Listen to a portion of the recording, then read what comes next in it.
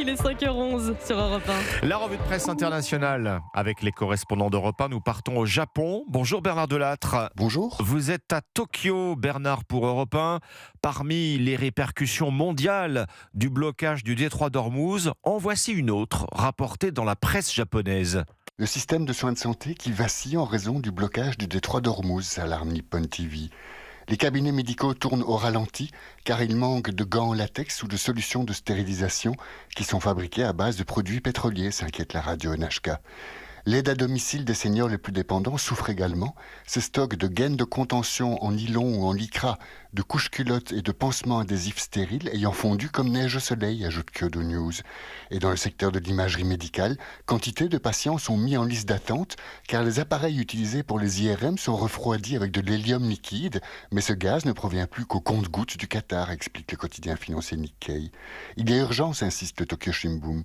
De telles ruptures de stock, on se croirait revenu au temps du Covid, s'est effaré un commentateur de Fuji News.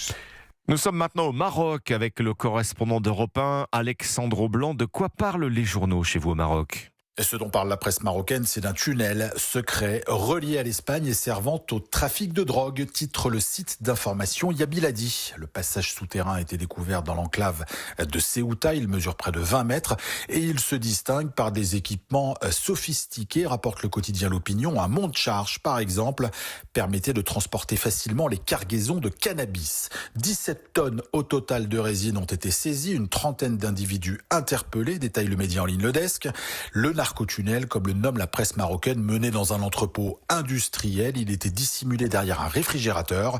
C'est le second en moins d'un an à avoir été identifié dans cette zone, ce qui fait dire au magazine Tel Quel qu'un réseau souterrain existe entre le Maroc et l'Espagne par lequel transiteraient des dizaines de tonnes de stupéfiants chaque année. Nous partons enfin au Chili. Retrouvez la correspondante d'Europe 1, Joséphine Echelard. Qu'est-ce qui fait la une chez vous ?